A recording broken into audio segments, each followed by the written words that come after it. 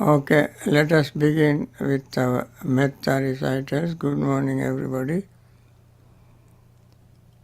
May all beings be happy and secure. May all beings have happy minds. Whatever living beings there may be, without exception, weak or strong, long, large, medium, short, subtle or gross, visible or invisible, living near or far, born or coming to birth, may all beings have happy minds. Let no one deceive another, nor despise anyone anywhere, neither from anger nor ill will should anyone wish harm to another. As a mother would risk her own life to protect her only child, even so towards all living beings, one should cultivate a boundless heart.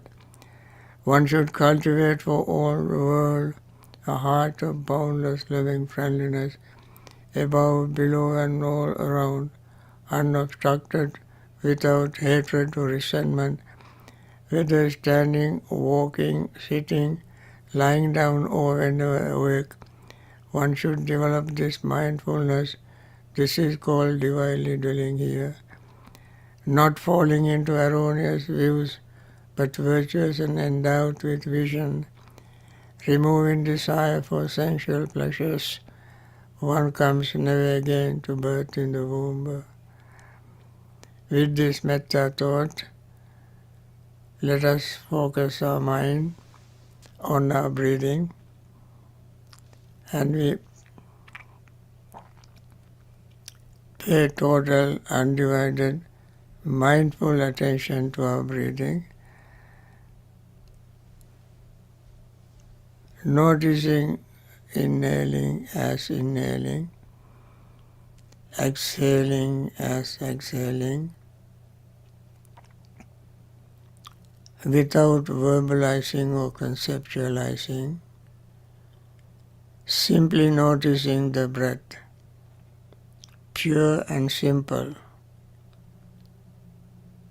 As we pay attention to the breath, slowly and gradually, as mind is totally engaged in this,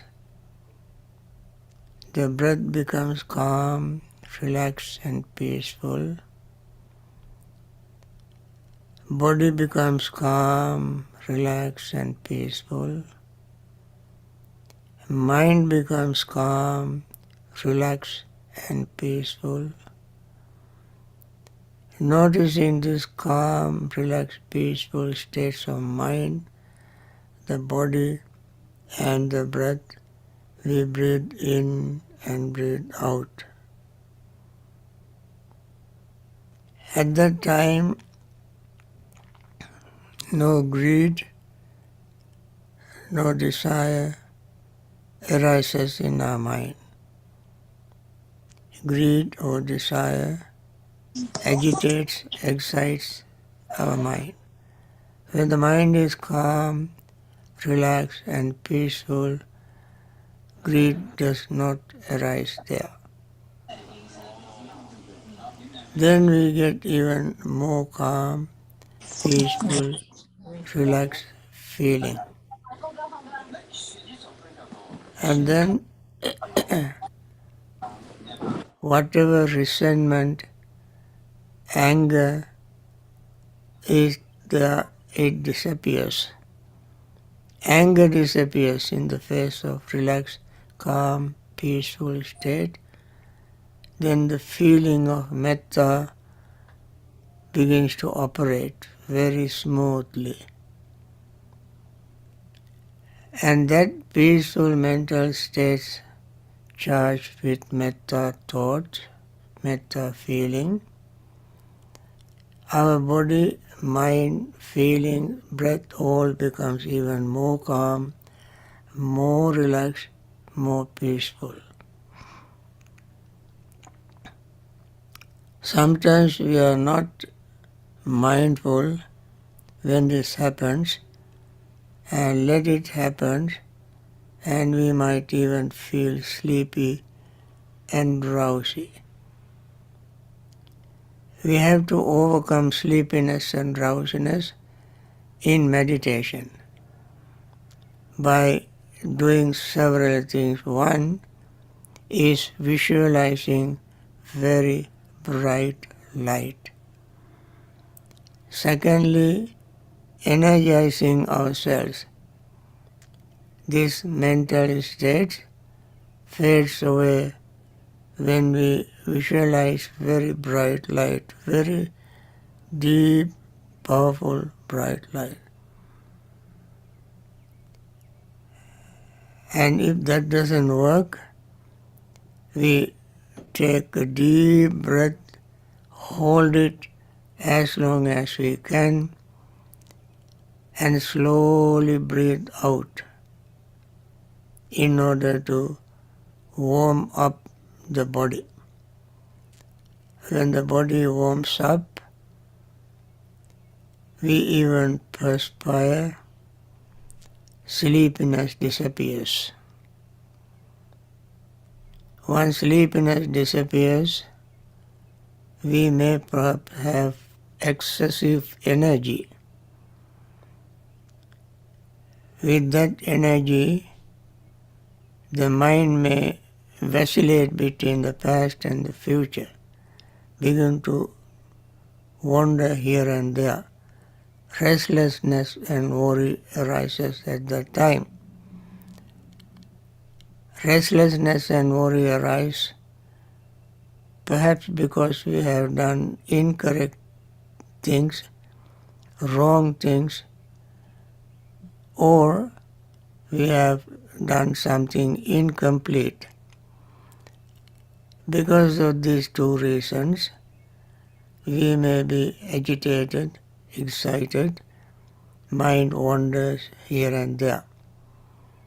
Or we ponder over the future, what we are going to do after this, what letter we write, and so on. There are countless things to do in future. So the mind will be very busy going to the past and to the future. And therefore this mind also must be settled, make it calm, relaxed and peaceful by anchoring it on the present moment. Present moment is not just mere empty moment. We at least experience the breath going in and out. We focus the mind on that breath exclusively without verbalizing or conceptualizing. And then mind stays in the present moment. And then we also may have some doubts regarding our own practice, the methods, the ability to gain some success. At this time, we think of the Buddha who has given us this assurance that we all can liberate ourselves from suffering. He gave this assurance from his personal experience. He has done it and achieved the results, and he knew that if anybody honestly, sincerely strives, works hard, one can attain the same state. This attainment is not Buddha's prerogative. Anybody can attain that state. Buddha himself followed the Dhamma as his teacher, the guide. He didn't have other human teacher or books or libraries, internet and so on. He had discovered this by himself, and yet he followed the Dhamma. By following the Dhamma, we attain this state. And Dhamma is there all the time. It is akalika, unaffected by time. It is available to us even today, this very moment. Secondly, the Dhamma itself is so pure, clean, it is impersonal, doesn't belong to one particular country, place or tradition. It is always there. And the Sangha, the noble disciples of the Buddha, followed the Buddha's example, the Dhamma, and attained the same state. We also are Buddha's disciples. We too can attain that state. Moreover, we have overcome 4 of the 5 hindrances: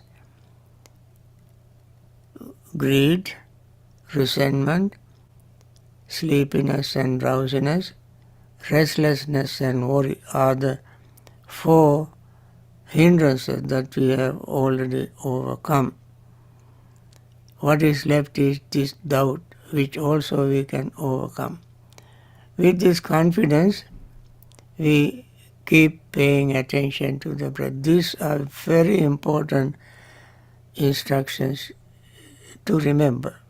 This advice is very important for all of us to remember, including myself. And then we will be very glad that we have overcome hindrances. We are people free from death, free from sickness, free from imprisonment, free from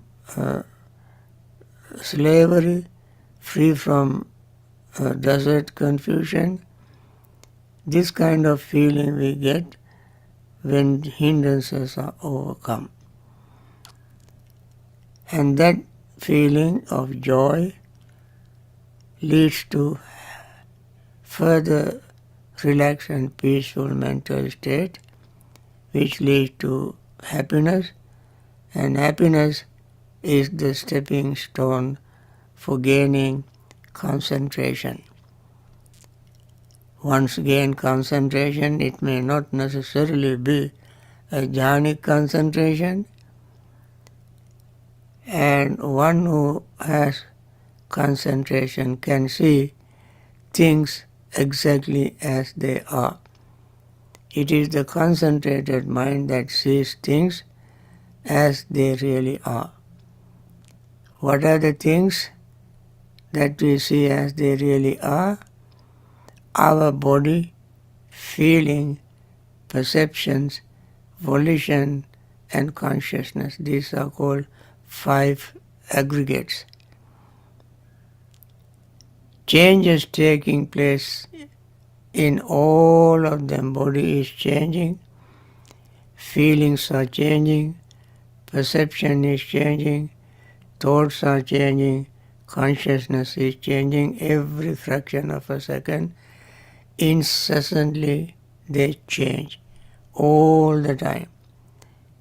The change is very quick and subtle, and when so many things are changing simultaneously, it is not very easy for us to isolate one of them. And yet we can see all of them changing, changing, changing. This is what is called impermanence. Whatever is impermanence is not satisfactory. So we see the unsatisfactoriness of these aggregates. Whatever is impermanent, unsatisfactory, is without self, permanent self. What I said is just the very major characteristic of mindfulness practice. The knowledge or insight we gain from mindfulness practice, that is seeing impermanence, unsatisfactoriness, and selflessness of our body, feeling, perception, volition and consciousness. So friends, this is what we have to see, achieve in order to overcome our greed, hatred and delusion, lobha, dosa, moha. So this is the gist of vipassana instruction that we have to keep in mind all the time. You can decompress this when you have much longer time. For now, I think I must stop and let us all spend the rest of the time practicing what I said.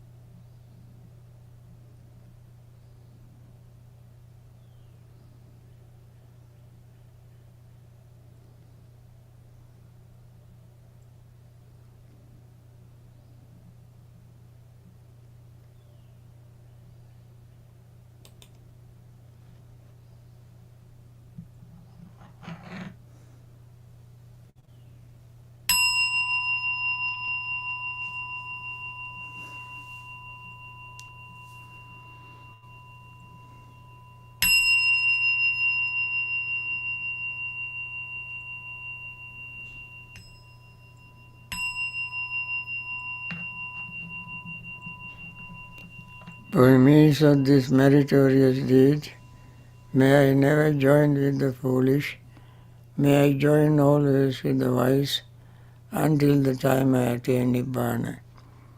May the suffering be free from suffering, may the fear-struck be free from fear, may the grieving be free from grief, so too may all beings be.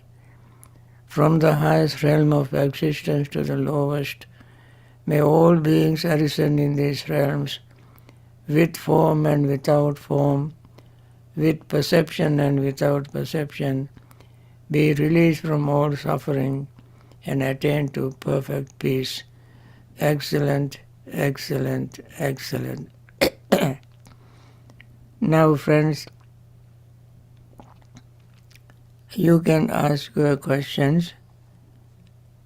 Our friend Veronica or Chaturi will repeat the question for me to hear better. Okay, Bhante. So Yeah. the first question is, Bhante, yesterday you mentioned sampajanya to be broken down into 3 stages in the body contemplation in order to become aware of 1, arising, 2, existence or staying temporarily for a while, and 3, passing away. My question is, I wonder if we should also become aware of cessation as in the third noble truth. Yeah. Actually, this is how one can deal with the third noble truth, that is the cessation of suffering. It's a very good question. When you see whatever is arising, passing away, then what you see all the time is rising and falling off whatever is arising at that particular moment. This particularly refers to our defilements, greed, hatred, delusion, and so on. So many defilements. We mentioned 10 defilements in Sutta Nipata as 10 armies of Mara. 10 armies of Mara. Each of them rises and falls and disappears. That is happening all the time. All the time. Because of our ignorance, we don't see this. Not seeing this reality, we tend to hold on to something. Hold on to something. That is called upadana. We try to hold on to something. Holding on to something is a mere thought. It can never be realized. Never be realized. It is just a thought. And when we see this rising and falling all the time, then this unrealistic thought also vanishes from our mind. That is called cessation of greed, cessation of hatred, cessation of delusion. All happen exactly as they are when we have clear comprehension. Clear comprehension. So sati sampajanya, mindfulness and clear comprehension, is repeatedly mentioned in hundreds of places in the Buddha's teaching in order for us to practice to liberate ourselves from suffering, liberate ourselves from greed. Cessation of greed is called Nibbana, the third noble truth, and it refers to in discourses like Tassayeva Tannaya, Asesa Viraga Nirodho Chago Patinisaggo Mutti Analayo. That very same greed ceases without remainder. Asesa Viraga Nirodha. Asesa Viraga Nirodha. Patinisagga, abandoning. Mutti, liberation. Analayo, not clinging. And this is called Nibbana. And this is what we can achieve when we develop our mindfulness and clear comprehension, or Sati Sampajanya. That is why Sati Sampajanya is so heavily emphasized by the Buddha in many, many places. It definitely relates to the third noble truth, which is the cessation of suffering. Cessation of suffering implies the cessation of greed, because it is the greed that causes suffering. And therefore cessation of greed is the cessation of suffering. Cessation of suffering and cessation of greed means Nibbana. That's a good question. I gave a very brief answer because there may be other questions to answer. Okay. Next questions. I sometimes have trouble distinguishing between feelings, perceptions, and volition in the five aggregates. What are the distinguishing factors of each that is distinct to each of these categories? Thank you, Bhante. Okay. 5 aggregates. This also is very important. I have overheard this from many people, that they are unable to make the distinction between one and the other. Form, we just remember, Buddha compared the form to FOAM, form. When I pronounce it, I pronounce both form and form the same way. But you pronounce it in the way you know it. FORM is form, is compared to FOAM, form. That second form, FOAM, form, is made up of tiny little bubbles of water. You might have seen when all these tiny little bubbles with all dirts and so forth build up. Eventually it looks like some kind of heap of something. Heap. Form is like a heap of form. It appears to be something solid, but inside it is empty. Every bubble there is empty, maybe filled with air, but nothing solid. Similarly, our body, made up of earth element, water element, air element, fire element, in reality, when we very closely examine, in any of these parts, as we heard that there are 56 trillion cells in our body.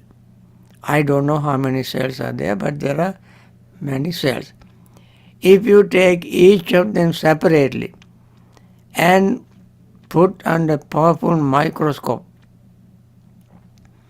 and with clear eyesight, you watch it, eventually you will see this little cell keeps breaking up, and may come to atomic, subatomic level. Proton, neutron, which I don't think have anything solid in it. I don't know anything about physics, but I think there is nothing solid in it. This body, though it appears to be huge and big, is exactly like that, is exactly empty of anything permanent, self, solid. That is how we have to understand the aggregate of form. Aggregate itself is a collection of something. This body is collection of 4 elements. And we renew this collection of elements by taking food, material food called kabbalinkarahara. Food and drinks that generate, that renew and rebuild our aggregation, earth, water, air, fire, and so forth. So this is called elements of what you call aggregates of form, rupa. And then next aggregate is called vedana, feelings. There are 108 kinds of feelings Buddha mentioned. I don't want to go through all these things right now, but there are many kinds of feelings, sensations. We experience every fraction of a second when we are awake and when we are conscious. This aggregate is called aggregate of feeling, or Vedana Khanda in Pali, Vedana. That means aggregates of feeling is compared to bubbles, individual bubbles. When you see, when rain water falls into a lake or another water place where there is water, pot or pond or river or whatever, you can see bubbles coming out. When you cook rice, you can see bubble coming up in the pot. This each individual bubble is compared to feelings. Feeling also is not something solid, permanent. It appears and disappears when you mindfully watch any feeling. Sometimes feelings are very painful, sometimes very pleasant, sometimes we even don't know. But these feelings also are not anything solid. They all are empty of self. So that's called the feeling aggregate of Vedana Khanda. Pali word Khanda means mountain. So mountains of feelings, in other words. Then perception, sanya. We perceive things with our eyes, hearing ears, nose, tongue, body and mind. They are called perception. What do we perceive? Rupa sanya, saddha sanya, gandha sanya, rasa sanya, pottabha sanya, dhamma sanya. We perceive, we also put a label to form called rupa sanya, perception of form. Then saddha sanya, perception of sound, perception of sight, perception of smell, perception of taste, perception of touch, and perception of mind object. These are called perception, all together called perception aggregate. That is sanya khanda, a mountain of perceptions. Names, labels we put there. And then fourth is sankhara khanda, aggregates of volitional formation, thoughts. We have trillions of thoughts, from the past, at the present moment, and about the future. We have thoughts. Thoughts of, called sanchetana. Rupa sanchetana, thinking of form. Saddha sanchetana, thinking of sound. Gandha sanchetana, thinking of smell. Jiva sanchetana, thinking of taste. Pottabha sanchetana, thinking of our contact, touch, thinking of various mind objects called Dhamma sanchetana. All these chetanas are called sankhara. And from this chetana arise all other things like karma, dependent origination, and so on. So many other things grow, develop, multiply from this chetana, thoughts. And all of them put together is called sankhara khanda. Sankhara means the condition or conditioners. Conditioners are sankhara. And conditioned is called sankhata. The cause is called sankhara, result is called sankhata. And all of them put together is called sankhara khanda, aggregate of conscious volitions or aggregates of thought. Then what is left last is vijnana khanda. Vijnana is consciousness. They also are primarily six. Chakku vijnana, sota vijnana, gana vijnana, jiva vijnana, kaya vijnana, mano vijnana. So vijnana means knowing factor of the mind. And this all of them put together called vijnana khanda, aggregate of consciousness. Aggregate of consciousness. None of them exist, but they exist at the moment they come together. For instance, when the eye and visual objects come together, eye consciousness arises. When the ear and sound come together, ear consciousness arises. And so forth. Nose consciousness, tongue consciousness, body consciousness, mind consciousness arise depending on their own respectable objects. And these are called vijnana khanda. Now, these are all we have. That's all we have. Nothing else. So for our meditation, for our growth, for our understanding, for our development, for our suffering, for our happiness, for all these things happen from these five aggregates. Okay, next question. Bhante, how is breath meditation linked with the air element? And how does one go about using it as an object of meditation? Is there a difference in the process? And then if the mind is very calm, maybe it doesn't matter. Air element we can use by focusing mind on air. What is air here is our breath. And breath is made up of air element, water element, fire element, heat element.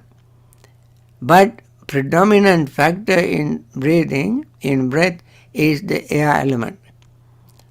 So when we focus our mind on the breath, we experience the earth element when we notice the touch.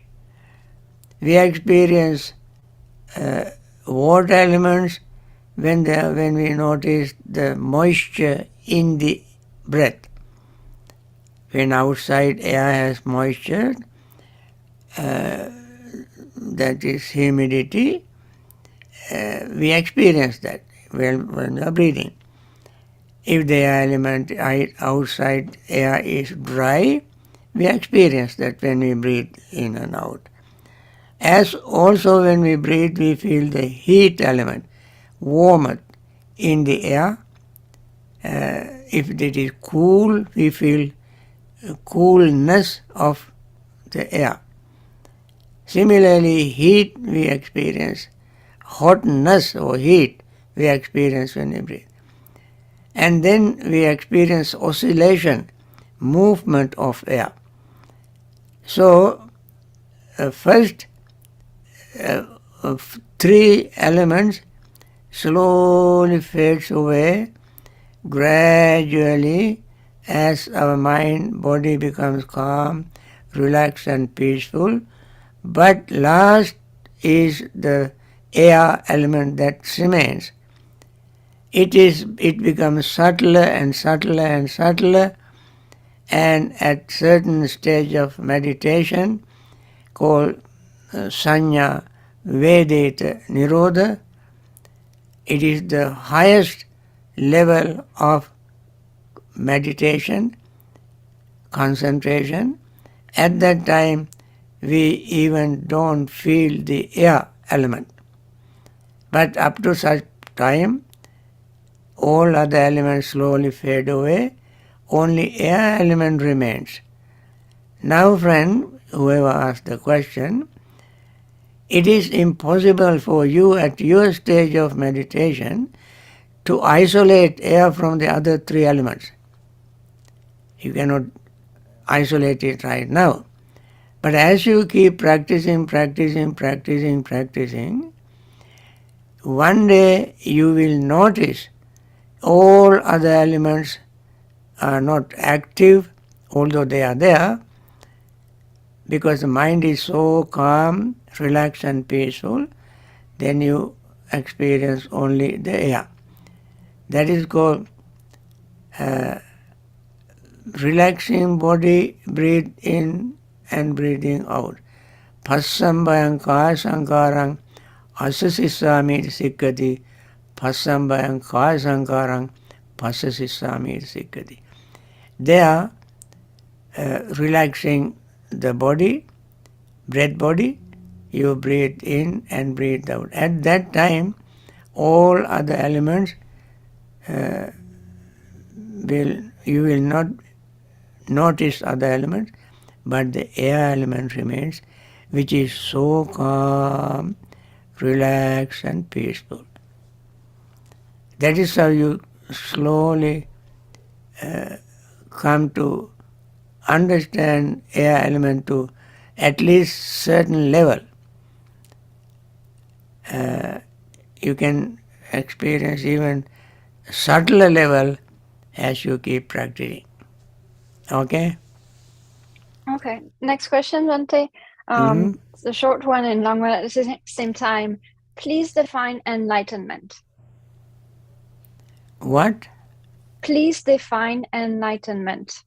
What is your definition of what enlightenment is?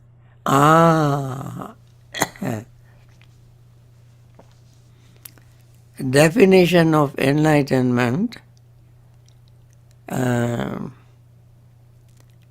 is that when your mind, you have to imagine this. You may not have attained it, but you can imagine. Whenever the mind is totally 100% free from all defilements, without having any defilements whatsoever, and also the moment or after you gain the ending of karma, defilements generate unwholesome karma, wholesome mental state create wholesome karma. When you have unwholesome karma, you have unwholesome results now or in future. When you have wholesome karma, you have wholesome results now or in future. As long as this exists, the root of this exists, then you are in samsara. When the root of wholesomeness and unwholesomeness disappears from your mind, totally, completely, never to return again, the mind is so pure in the sense, in the best sense of the term, purest state of mind. When you achieve that state, I can say roughly, is Nibbana. Don't ask me what happened after attaining Nibbana. And that is a foolish question, because that is the end. When you reach the end, don't ask what is after that. If you ask what is after that, you have not reached the end. You still have a little more to go. After attaining Nibbana, all your samsaric attainment, possibility, potential of attaining, existing in samsara completely vanish, disappears. You don't cling to aggregates, 5 aggregates. There are 2 stages of attaining liberation, Nibbana. One is called Sa-Upadisesa Nibbana. The other is called Anupadisesa Nibbana. Sa-Upadisesa means, Upadi means clinging. Upadi means the clinging. Anupadisesa means without any clinging. Actually, even that is not very perfect definition. Anupadisesa means your body still exists. Say, for instance, body exists. All the defilements are completely gone, as I mentioned earlier. But the body exists, and aggregates exist. You have form, you have feeling, you have perception, you have thoughts, you have consciousness. They exist. But all of them are pure and clean, and no any minutest iota in it to generate karma. Pure and clean. That is called Saupadisesa Nibbana. Anupadisesa Nibbana means when you die, then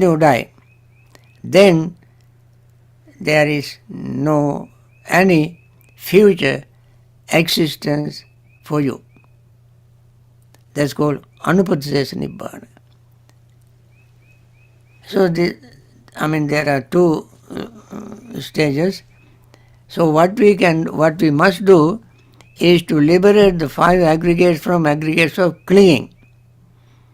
Aggregates of clinging is one thing, and 5 aggregates is another. That means so long as we cling to the aggregates, we are having aggregates of clinging, upadana, sa-upadana. We can liberate our mind from clinging to the aggregates, and then that is called sa-upadesesa nibbana. When we die, after that is called anupadesesa nibbana. I hope this may be enough for today. Very good questions, and I'm glad you asked these questions, and you continue your practice, and one day you will realize this by yourself. Now I want to end this session by my regular benediction, wishing all those who are in hospitals, taken care of by very compassionate doctors, nurses, and hospital staffs, recover very quickly and continue your Dhamma practice in very good health and attain liberation one day. All those doctors, nurses and hospital staffs who are risking their own lives, sacrificing their comfort and dedicating their life to service to help these people with out of compassion, wisdom, skill, may they continue their service and live long in very good health to render their wonderful service to the society. And those who suffer from losing their relatives and friends and being grief stricken, and they relieve from their grief and return to regular life and continue their Dhamma practice and attain liberation. And those who have been supporting all these various projects for the benefit of everybody, financially and otherwise, may they continue their wonderful service and may they attain liberation from samsaric suffering. All of you who have been attending these lectures for so many times may continue your interest and keep all this in mind, and you have learned a lot, and keep practicing them for your own benefit and live long in very good health and attain liberation from samsara. Thank you. Bye.